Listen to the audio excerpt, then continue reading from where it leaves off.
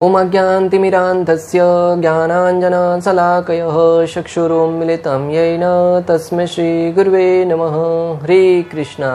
आज गीता श्रृंखला के 97वें सत्र में आप सभी भक्तों का हार्दिक स्वागत है। आज हम श्रीमद् भगवद गीता के दूसरे अध्याय के अंतिम श्लोक क्रमांक 72 का अध्ययन करेंगे। श्लोक इस प्रकार है। एषा ब्राह्मी स्थितपार्थ नैनां प्राप्य विमोह्यति स्थित्वाश्यम अंतकालेऽपि ब्रह्म निर्वाणम रचति। अर्थात यह आध्यात्मिक तथा ईश्वरीय जीवन का पथ है जिसे प्राप्त करके मनुष्य मोहित नहीं होता। यदि कोई जीवन के अंतिम समय में भी इस तरह स्थित हो तो वह भगवत धाम में प्रवेश कर सकता है। यहाँ पर अभी तक तो भगवान शांति की बात कर रहे थे, परंतु अभी अर्जुन को समझा रहे हैं कि जो ये मार्ग मैं बता रहा हूँ वो आध्यात्मिक मार्ग है, जो भगवत चेतना में रहकर कार्य करने वाला मार्ग है। और उस चेतना में रहकर जब व्यक्ति कार्य करेगा तो जीवन के अंतिम क्षण में भी अगर कोई मेरा नाम लेगा ना तो भगवत धाम जाने का रास्ता प्रशस्त कर लेगा। अंत काले समामेव स्वयं मुक्त्वा कलेवरम यह प्रयाति समद्भावम याति नास्ति अत्र संशयः। भगवान अर्जुन से कह रहे हैं कि अंत काल में भी अगर कोई मेरा नाम का जप कर ले, मेरे नाम का स्मरण कर ले तो मेरे धाम को वो निश्चित रूप से प्राप्त करेगा। इसमें रंस मात्र भी संशय नहीं है। तो भक्तों यहाँ पे प्रश्न उठ सकता है, आज के कलयुग का जीव तो बहुत बुद्धिमान है, जहां कहीं से भी निकलने का रास्ता दिखे वहां से निकलने का प्रयास करता है। अनेक प्रकार के नियम बनते हैं कि ताकि उनका नियमों का पालन करके लोगों को जीवन में आसानी हो कि किस प्रकार जीवन का निर्वहन किया जाए। परंतु व्यक्ति है वो उन नियमों को किस प्रकार तोड़ा जाए इसके विषय में हमेशा सोचता रहता है। और कहते भी हैं नियम बनते ही हैं तोड़ने के लिए, कानून बनते ही तोड़ने के लिए है। उसी प्रकार यहाँ पे भी अनेक लोगों ने प्रश्न पूछा भी इस श्लोक के ऊपर कि भगवान कह रहे हैं कि अंत काले समामेव, जो अंत काल में मेरा एक बार भी नाम का स्मरण करेगा वो मेरे धाम में आने का पात्र बन जाएगा। तो बोले कि जीवन भर भगवान के नाम का जप करने की क्या आवश्यकता है? बोले आप प्रतिदिन 16 माला 2-2 घंटे माला जप करते हैं, क्या आवश्यकता? बुद्धिमानी तो ये होगी कि आप मृत्यु के समय एक बार भगवान का नाम ले लीजिए।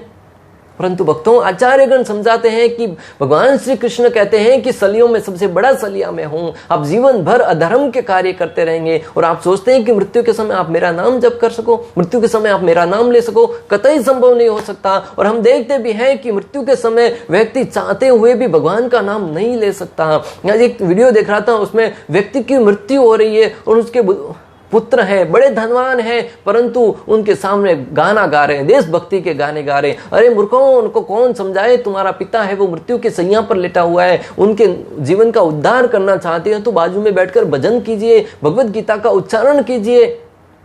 और वो वीडियो सोशल मीडिया पर बड़ी तेजी से फैल रहा था। पान मसाला वाला कोई तो व्यक्ति है, उसकी मृत्यु के सैया पर लेटा है और बाजू में खड़े उनके पुत्र हैं, वो देशभक्ति के गाने गा रहे हैं। अरे देशभक्ति तुम्हारे लिए आज की इस धरती पर जन्म लिया, भारत भूमि पर, हो सकता है अगले जन्म में किसी और धरती पर जन्म लेगा, परंतु उसको जन्म लेने ही क्यों दे रहे हो? भगवान का स्मरण कीजिए, भगवान का भक्ति कीजिए, उसको भगवत गीता का अध्ययन करवाइए। मृत्यु की सैया पर लेटा है, भगवान के नाम का कीर्तन कीजिए कि वो जन्म बंधन के मृत्यु से ही मुक्त होकर मात्र भगवान के धाम में जा सके। परंतु अज्ञानता के कारण व्यक्ति है वो ऐसे ऐसे कार्य करते हैं जिसे उनको लगता है कि यही जीवन का सही रास्ता है। भक्तों, तो जीवन में चाहिए कि हम आध्यात्मिक रास्ते को, आध्यात्मिक पथ है उसको किस प्रकार अपनाएं। आचार्यगण समझाते हैं कि जगत में सामान्यतः 2 पथ हैं, एक है आध्यात्मिक पथ, दूसरा है भौतिक पथ। जीवन के इस जगत की अधिकांश जनसंख्या वो भौतिक पथ पर ही गमन कर रही है। भौतिक पथ का गमन करते हुए प्रारंभ से ही बच्चे को यही पढ़ाया जाता है कि भौतिक सर्वश्रेष्ठता किस प्रकार प्राप्त की जाए। भौतिक भोगों को भोगने के लिए जहां से भी संसाधन जुटाना चाहिए वो संसाधन किस प्रकार जुटाया जाए, बचपन से ही बच्चों को यह सिखाया दिया जाता है। आध्यात्मिक ज्ञान पहले क्या होता था, वैदिक सभ्यता में प्रारंभ से ही बच्चों को गुरुकुल में भेज दिया जाता था, जहां पर भौतिकता से संबंधित और आध्यात्मिकता से संबंधित समन्वय करके पूर्ण रूप से बैलेंस रूप में उनको ज्ञान प्रदान किया जाता था। और जब वो बच्चा बचपन से ऐसा ज्ञान ग्रहण करता था, ऐसा ज्ञान सुनता था, पढ़ता था, उस ज्ञान को अपलावित करने के कारण वो जैसे ही गुरुकुल से शिक्षा संपन्न करने के उपरांत अपने गृहस्थ जीवन में प्रवेश करता था, वहां पे डगमगाता नहीं था। क्यों? उसकी मानसिकता है पूर्ण रूप से चेतना शुद्ध थी, भक्ति और भौतिकता से संबंधित दोनों ज्ञान को समन्वय ग्रहण किया था। और उस अवस्था में वो अपना जो बचपन का जीवन था गुरुकुल का, वो भी बहुत ही उत्कृष्टता के साथ निभाता था, पारिवारिक जीवन भी बहुत ही उत्कृष्टता के साथ निभाता था, और धीरे धीरे जैसे ही 50 साल पूर्ण होते थे वन की तरफ गमन करता था, 51 52 वो वन की तरफ प्लान करता था, और अंतिम समय में संन्यास लेकर अपने जीवन को सिद्ध करता था। और ये प्रणाली बहुत ही शुद्ध प्रणाली थी। परंतु आज में बच्चे को 2 साल 5 साल का बच्चा भी भौतिक भोगों के विषय में ही चर्चा करता है। 5 साल का 10 साल का बालक इंद्रिय तुष्टि के लिए बातें करते हुए प्रतीत होता है। क्यों? क्योंकि उनको वही ज्ञान दिया जा रहा है। भक्तों, मनुष्य कृष्ण भावना जीवन को एक क्षण में प्राप्त कर सकता है, और हो सकता है कि उसे लाखों जन्म भी लग सके। आध्यात्मिक पथ और भौतिक पथ, ज्यादातर लोग भौतिक पथ पर भ्रमण कर रहे हैं, और जिसके ऊपर भगवान की अहेतु की कृपा हो जाती है, जिसके ऊपर भगवान के भक्तों की कृपा हो जाती है, वो आध्यात्मिक पथ की तरफ प्रगति करते हैं, और आध्यात्मिक पथ की तरफ प्रगति करते हुए अपने जीवन का तो कल्याण करते हैं, साथ ही साथ संसार का भी कल्याण करने के लिए लगे हुए हैं। अनेक व्यक्ति अपने जीवन को त्याग कर संन्यास का जीवन धारण करते हैं, और वहां से मात्र और मात्र उनका एक ही उद्देश्य होता है, एक ही ध्येय होता है कि लोगों का कल्याण किस प्रकार किया जाए। श्रील प्रभुपाद अपने देश को छोड़कर 70 साल की उम्र में विदेश में गए, और वहां पर जाकर पाश्चात्य संस्कृति के लोगों को, जो पूर्ण रूप से नशे में डूबे हुए थे, उनको कृष्ण भक्ति का प्रचार किया। भक्तों, और आज हम देख रहे हैं कि उनके प्रचार से संपूर्ण विश्व में कृष्ण भक्ति की क्रांति जागृत हो गई है। जो हम कार्य अपने जीवन में नहीं करते, वो प्रतिदिन प्रातःकाल उठ के कार्य करते हैं। हम अपने आप को बड़ा हिंदूवादी कहते हैं, बड़ा सनातन धर्म प्रेमी कहते हैं, जहां कहीं भी मौका देखते हैं जय श्री राम का नारा लगाने लगते हैं। परंतु रामचंद्र ने जीवन में कार्य किया क्या था? रामचंद्र के जीवन के संबंधित हमें कुछ भी ज्ञात नहीं है, और उनको आदर्शों को अपने जीवन में उतारने की बात आती है, तब अपना हमारा जो खोखला आदर्श है वो धरा का धरा रह जाता है। भगवान श्री कृष्ण के बड़े भक्त होने का दावा करते हैं, हम तो मथुरा में जन्म भी लिए हैं, श्री कृष्ण की जन्मभूमि से हम आते हैं, परंतु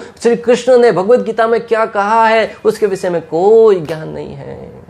आज देखिए, बच्चों को किसी भगवान के विषय में पूछिए कि भगवान का जन्म कहाँ हुआ था, भगवान का प्राकट्य कहाँ हुआ था, भगवान ने लीलाएं कहाँ करी थी, कोई ज्ञान नहीं है। परंतु नाचने गाने वालों के विषय में पूछिए, सब कुछ ज्ञात होता है। पाश्चात्य संस्कृति लोग प्रातःकाल उठकर मंगल आरती करते हैं, भगवान की धोती कुर्ता पहनकर, साड़ी पहनकर माताएं बहनें मंदिर में जाकर भगवान के लिए भोग बनाती हैं, भगवान की आरती करती हैं। कितना सुंदर मनोहर दृश्य लगता है। छोटे छोटे नन्हे नन्हे बालक भगवत गीता का वितरण करने के लिए रोड पर निकलते हैं, और हमें कहा जाए कि भगवत गीता का वितरण कीजिए, बड़ी शर्म और लज्जा की अनुभूति होती है जब रोड पे जाकर दूसरों को भगवत गीता का वितरण करते हैं। सोचते हैं कि ये तो एक तरह के देखा जाए तो कि मैं धर्म की पुस्तकें बांट रहा हूं। कितनी शर्म और लज्जा की अनुभूति है। वो लोग रोड पर निकलकर हरिनाम संकीर्तन करते हैं, और हमें कहा जाए कि रोड पर निकलकर हरिनाम संकीर्तन कीजिए, लज्जा की अनुभूति होती है। भक्तों, ये कहां से आ रहा है? क्योंकि हमारा प्रेम भगवान के प्रति नहीं है। धन प्राप्त करने के लिए व्यक्ति कहीं भी स्थिति तक गिर जाता है, लोगों के सामने जाकर भिक्षा मांगता है, दूसरों की सेवा करता है, साधुकारिता करता है। परंतु जब भक्ति के जीवन में किसी के प्रति हरिनाम संकीर्तन करना हो, मुख विस्तरण करना हो, तब व्यक्ति को संकोच होता है। क्यों? क्योंकि हमें धन से तो प्रेम है, परंतु भगवान से प्रेम नहीं है। भगवान से प्रेम जागृत करने के लिए भगवान के नाम का जप करना होगा, भगवान के शास्त्रों का पठन करना होगा, भगवान की लीलाओं का श्रवण करना होगा, भगवान की कथाओं को सुनना होगा, भगवान के भक्तों की सेवा करनी होगी। जब ये जीवन में कार्य करेंगे तो स्वतः ही हमारे हृदय में भगवत भक्ति जागृत होगी, और उस अवस्था में व्यक्ति भक्ति के संबंधित कार्य करते हुए संकोचित नहीं होगा, लज्जा की अनुभूति नहीं करेगा। उसे परम आनंद की अनुभूति होगी कि मैं दूसरों को ज्ञान प्रदान कर रहा हूं, दूसरों के जीवन में सुख होने का रास्ता बन रहा हूं, माध्यम बन रहा हूं। हरिनाम संकीर्तन के द्वारा संपूर्ण विश्व में आनंद वितरित कर रहा हूं। सब चैतन्य महाप्रभु इस धरा पर प्रकट हुए। इस जीवों को तो छोड़ो भक्तों, मनुष्य को तो छोड़ो, जब वो झारखंड के वनों से होकर गुजर रहे थे, हरिनाम का संकीर्तन कर रहे थे, तो वहां पर शेर, हाथी, सीता, हिरण सब लोग एक साथ मिलकर नृत्य करते थे। यह है हरिनाम की शक्ति। वो अपना सब एक दूसरे का वैर भूलकर साथ में आकर नृत्य कर रहे थे। शेर है वो कभी किसी भी क्षण हिरण को खा सकता था, परंतु हरिनाम करने में इतना आनंदित था कि वो अपनी इंद्रिय तुष्टि भूलकर मात्र भगवान के नाम में गुणगान करने में मस्त था। वो नृत्य करते हुए सब महाप्रभु के पीछे हो दिए। भक्तों, तो हम भी अगर जीवन में हर एक जीव को अपने साथ जोड़ना चाहते हैं, बिना किसी वैर भाव के, बिना किसी एक दूसरे के द्वेष के, तो हमें चाहिए कि हरिनाम को जीवन में अपनाना होगा। जीवन में शांति स्थापित करने के लिए अनेक प्रकार के संगठनों का निर्माण कर रहे हैं, अनेक प्रकार के संघों का निर्माण कर रहे हैं, अनेक प्रकार के कार्य करने का प्रयास कर रहे हैं, परंतु वहां पे शांति आने की बजाय मात्र दरारें पैदा हो रही हैं। किसी को लगता है कि मेरा संगठन सर्वश्रेष्ठ है, दूसरे को लगता है कि मेरा जो संगठन है वह सर्वश्रेष्ठ है। जब तक भगवान को केंद्र में रखकर भक्ति से संबंधित कार्य नहीं किए जाएंगे, तब तक ऐसी स्थिति बनती रहेगी। और हमारे सामने दृष्टांत है भक्तों, शिला प्रभुपाद ने संपूर्ण विश्व में शांति स्थापित करने के लिए कृष्ण भावनामृत संघ, अंतर्राष्ट्रीय कृष्ण भावनामृत संघ की स्थापना करी। और उसके माध्यम से आज देख भी रहे हैं कि संपूर्ण विश्व में ऐसे अनेक संस्थाएं बनी हैं जो कृष्ण भावनामृत से संबंधित हैं। वो भले किसी भी देश से संबंधित क्यों ना हो, हर एक व्यक्ति एक दूसरे के कंधे से कंधा मिलाकर कार्य करता हुआ प्रतीत हो रहा है और परम आनंद में दिखता है। अब किसी कृष्ण भक्त को देखिए, वो दूसरे कृष्ण भक्त को देखकर, भले वो किसी जाति का हो, किसी धर्म का हो, किसी देश का हो, किसी राज्य का हो, किसी रंग का हो, परंतु वो उसको देखकर सीधा गले लगाएगा और उससे के इसमें आनंद की, प्रेम का आदान प्रदान होगा भक्तों। ये क्यों? क्योंकि वो भी जी भगवान का अंश है, मैं भी भगवान का अंश हूं, और दूसरों भगवान के अंश को जब ये जान लेते हैं कि हम दोनों भगवान के सेवक हैं, तब आपस में प्रेम होना स्वाभाविक है भक्तों।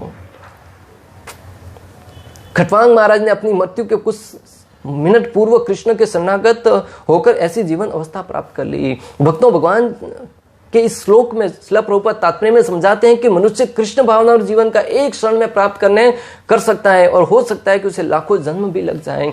मृत्यु के एक क्षण पहले भी अगर कोई भगवान के नाम का जप कर लेना, तो वो भगवान के धाम में जा सकता है। और हमने श्लोक द्वारा समझा कि किस प्रकार भगवान की सेवा में लगकर व्यक्ति एक ही क्षण में भगवान को प्राप्त कर सकता है। अंत काले समामेव। खटवांग महाराज का उदाहरण आता है कि खटवांग महाराज बहुत बड़े चक्रवर्ती सम्राट थे, इतने बड़े शक्तिशाली, इतने शौर्यवान कि देवताओं और दानवों के बीच में जब युद्ध प्रारंभ हुआ, तो देवताओं ने अपनी तरफ से युद्ध करने के लिए खटवांग महाराज को न्योता भेजा कि आप आइए और हमारी सहायता कीजिए।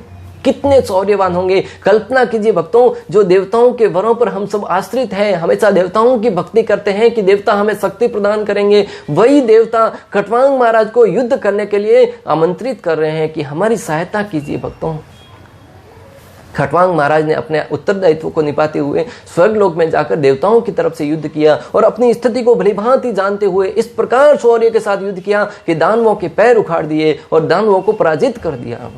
दानवों को पराजित करने के उपरांत देवताओं के सामने गए, देवताओं बड़े प्रसन्न हो गए। देवताओं ने कहा कि मांगो, क्या वरदान मांगना चाहते हो। देवता अक्सर जब प्रसन्न होते हैं तो वरदान दिए बगैर नहीं जाते, और विशेष रूप से भौतिक भोग देना चाहते हैं, भौतिक प्रलोभन बहुत प्रदान करते हैं। उन्होंने सोचा कि खटवांग महाराज कुछ आनंद के लिए ऐश्वर्य मांगेंगे, भौतिक भोग मांगेंगे, परंतु खटवांग महाराज है वो भक्ति में स्थिर थे बचपन से ही, और बहुत बुद्धिमान होने के कारण भक्तों उन्होंने देवताओं के सामने अपना प्रस्ताव रखा कि मुझे ये बताइए कि मेरे जीवन की कितनी अवधि शेष है, कितनी आयु शेष बची है।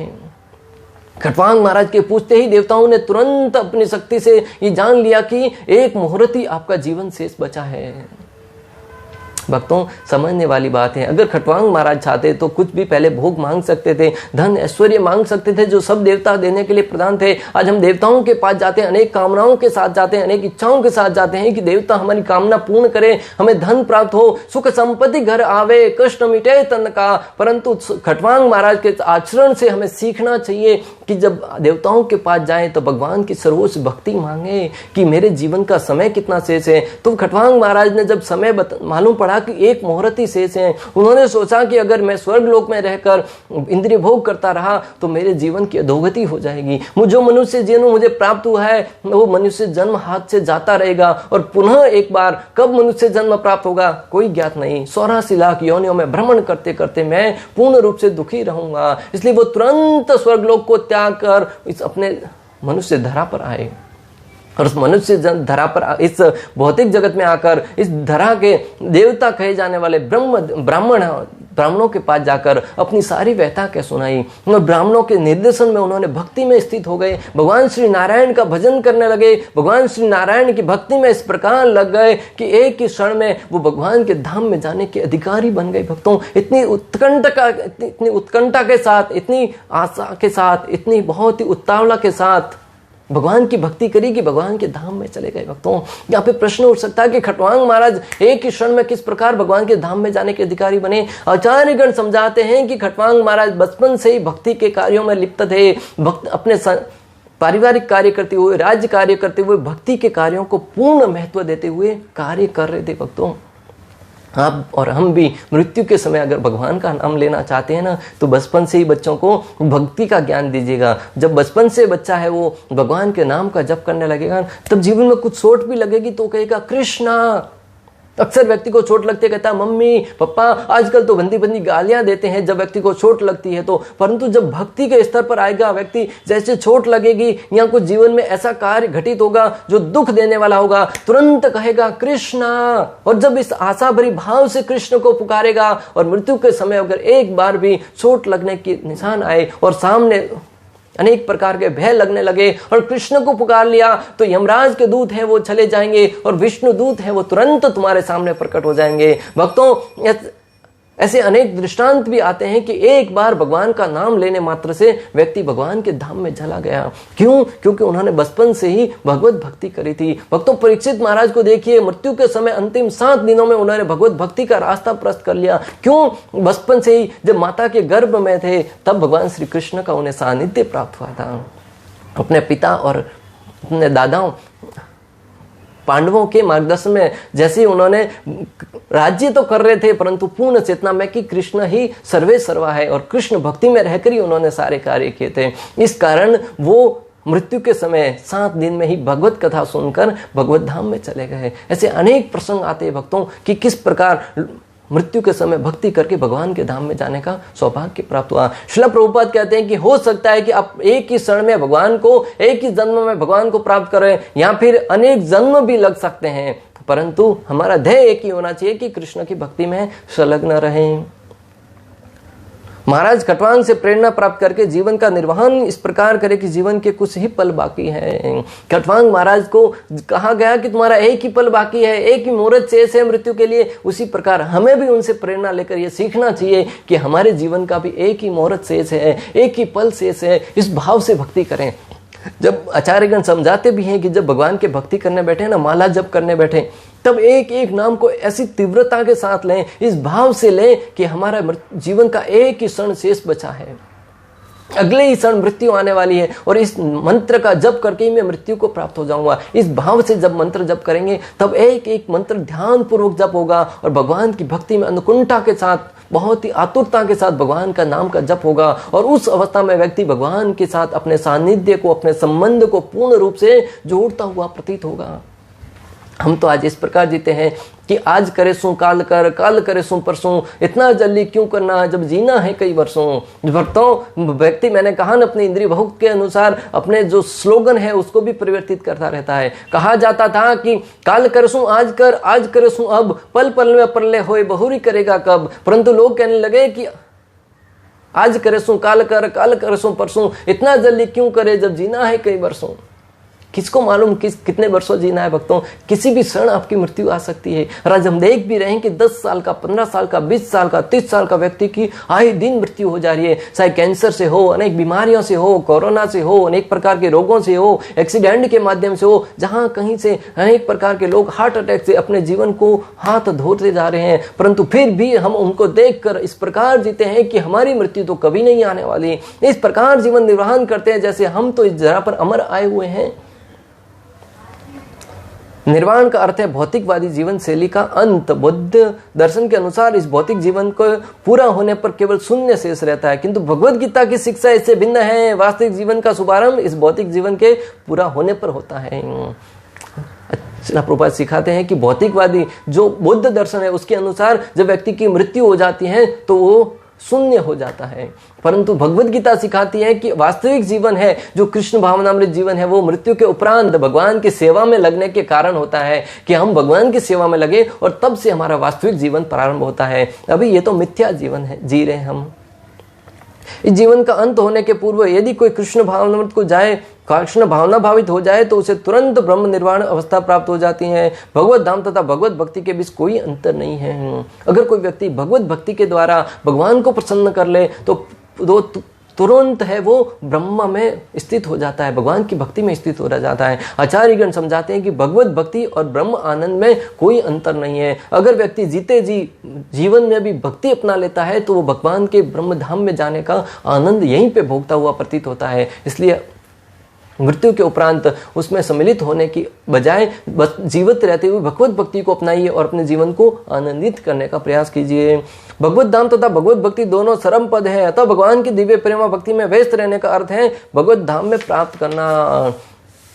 दोनों में कोई अंतर नहीं है। इसलिए भगवत भक्ति में व्यस्त रहते हुए इस प्रकार जीवन निर्वाह करें कि आपका जीवन है वो पूर्ण ब्रह्म आनंद में ही अनुभूति करता है। अनेक भक्त हैं वो भक्ति के द्वारा जीवन की स्थिति को इस प्रकार उत्कृष्ट बना लेते हैं कि वो यहीं पर भगवत धाम का आनंद भोगने लगते हैं। भौतिक जगत में इंद्रिय तृप्ति विषय कार्य होते हैं और आध्यात्मिक जगत में कृष्ण भावना विषय इसी जीवन में हो कृष्ण भावना की प्राप्ति तत्काल प्राप्ति जैसी है। और जो कृष्ण भावामृत में स्थित होता है वो निश्चय रूप से पहले ही भगवत धाम में प्रवेश कर चुका होता है। भगवत धाम जाने का और यहाँ पे भगवत भक्ति में रहने का दोनों का तुलनात्मक अध्ययन करते हुए श्रील प्रभुपाद लिखते हैं कि अगर कोई व्यक्ति यही जीवन में भक्ति में लगा हुआ है तो भक्ति में लगने का अर्थ है कृष्ण की सेवा के लिए कार्य करना, और भगवत धाम में जाने के उपरांत भी हमें कार्य करना है कृष्ण की सेवा के लिए। तो यहाँ पे रहकर भी अगर कोई कृष्ण की सेवा कर रहा है तो एक तरह से देखा जाए तो वो भगवत धाम जाने का पूर्ण रूप से भगवत धाम ही है इस धरा पर भी उसके लिए। भगवत गीता में भगवत भक्ति को मुक्त अवस्था माना गया है, अतः ब्रह्म में स्थित भौतिक बंधन से मुक्ति है। श्रील भक्तिविनोद ठाकुर ने गीता के इस द्वितीय अध्याय को संपूर्ण ग्रंथ के प्रतिपाद विषय के रूप में संक्षिप्त किया है। श्रील भक्तिविनोद ठाकुर है, उन्होंने भगवत गीता का जो दूसरा अध्याय है गीता का सार उसको संपूर्ण भगवत गीता के प्रतिपाद्य के रूप में प्रस्तुत किया है। प्रतिपाद्य क्या होता है? भगवत गीता के प्रतिपाद्य अर्थात कर्म योग, ज्ञान योग तथा भक्ति योग। इस नित्य अध्याय में कर्म योग तथा ज्ञान योग की स्पष्ट व्याख्या हुई है और भक्ति योग की भी कुछ झांकियां हमें प्रदान की गई हैं। इस दूसरे अध्याय के 72 श्लोकों में हमने पढ़ा कि इसमें भक्ति योग भी है, ज्ञान योग भी है, ज्ञान योग भी है, कर्म योग भी है, थोड़ा थोड़ा सब कुछ पढ़ा है। तो पूर्ण रूप से ऐसा कहा जाता है कि कर्म योग तथा ज्ञान योग की तो स्पष्ट व्याख्या की गई है, परंतु भक्ति योग की भी कुछ झांकियां हमें दिखाई दी गई हैं। इसलिए भक्तिविनोद ठाकुर इस अध्याय को गीता का सार कहते हैं। भगवत गीता का सार दूसरा अध्याय संपूर्ण गीता का सार है। भक्तों जो कोई दूसरा अध्याय को पूर्ण रूप से समझ लेगा, अच्छे से समझ लेगा, वो भगवत गीता का सारा ज्ञान है वो प्राप्त कर लेगा। आगे के अध्याय इसलिए बोले गए क्योंकि अर्जुन को इस ज्ञान से संबंधित अनेक प्रश्न उठते गए और उसकी बहुत ही विस्तार से व्याख्या भगवान करते गए। इस प्रकार श्रीमद् भगवत गीता के द्वितीय अध्याय गीता का सार का भक्ति वेदांत तात्पर्य पूर्ण हुआ। दूसरा अध्याय में 72 श्लोक हैं और आज 72वां श्लोक संपन्न हुआ। इस प्रकार भगवत गीता के दूसरे अध्याय गीता का सार का भक्ति वेदांत तात्पर्य पूर्ण हुआ।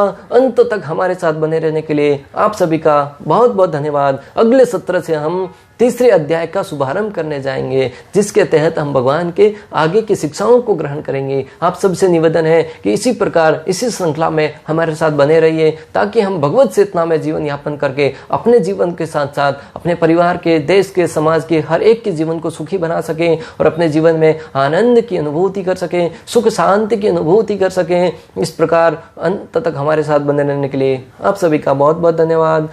श्रील प्रभुपाद की जय, श्री श्री राधा गोपीनाथ भगवान की जय, श्रीमद् भगवद गीता की जय। हरे कृष्णा कृष्ण कृष्ण हरे हरे, हरे राम राम राम।